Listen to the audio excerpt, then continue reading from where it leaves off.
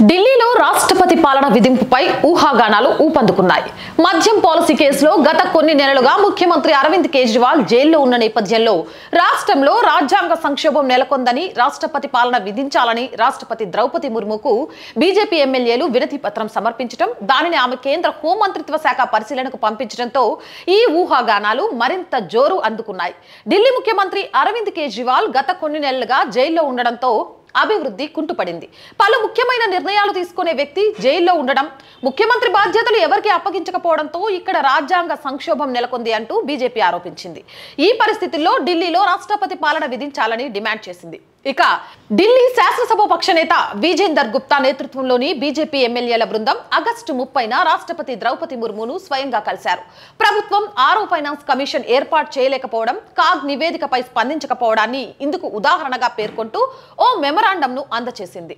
తమ విజ్ఞప్తిపై స్పందించిన రాష్ట్రపతి విషయాన్ని కేంద్ర హోంశాఖకు సిఫారసు చేసి తగిన చర్యలు తీసుకోవాలని ఆదేశించాలని విజేందర్ గుప్తా ప్రకటించారు. కాగా బీజేపీ ఆరోపణలపై అధికార ఆమ్ ఆద్మీ పార్టీ తీవ్రంగా మండిపడుతుంది. కమలం పార్టీ కనుసన్నల్లో రాష్ట్రపతి పనిచేస్తున్నారని ఆరోపించింది. ఢిల్లీలో రాష్ట్రపతి పాలన విధించడం ద్వారా కేంద్రంలోని బీజేపీ కేజ్రీవాల్ ప్రభుత్వాన్ని పడగొట్టేందుకు దొడ్డిదారిన కుట్ర పన్నుతుందని ఢిల్లీ మంత్రి ఆప్ సీనియర్ నేత అతిషి మంగళవారం ఆరోపించారు. ఒకవేళ కేజ్రీవాల్ ప్రభుత్వాన్ని మోదీ ప్రభుత్వం పడగొడితే వచ్చే అసెంబ్లీ ఎన్నికల్లో ఆమ్ ఆద్మీ పార్టీ మొత్తం 70 సీట్లను గెలుచుకుంటుందని, ఢిల్లీ ప్రజలు బీజేపీకి 0 సీట్లతో బుద్ధి చెప్తారని ఆమె హెచ్చరించారు. ఇది పిల్లి కళ్ళు మూసుకొని పాలు తాగినట్టు అవుతుంది.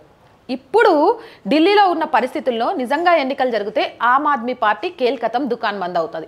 అది అందరికీ తెలిసిన మేకపోతు గాంభీర్యాన్ని ప్రదర్శించడంలో అతిశీకి పోటీ ఎవ్వరూ రారు. మహారాష్ట్ర, కర్ణాటక, మణిపూర్ రాష్ట్రాల్లో చేసిన విధంగా ఆపరేషన్ లోటస్ ద్వారా విపక్ష రాష్ట్రాలను అధికారంలోంచి దించేయడమే బీజేపీ పని అని అతిశీ విమర్శించారు. అయితే ఇదే మంత్రాన్ని బీజేపీ ఢిల్లీలో ఆప్ ఎమ్మెల్యేలను తస్కరించడానికి ప్రయోగించి విఫలమైందని ఆమె పేర్కొన్నారు.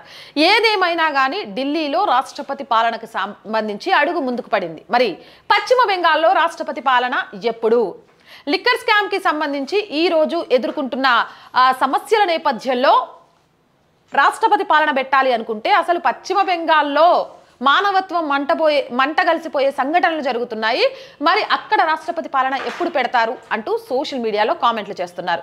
మరి ఈ రెండింటిపై మీ అభిప్రాయం ఏంటి? కామెంట్ సెక్షన్లో పెట్టేయండి.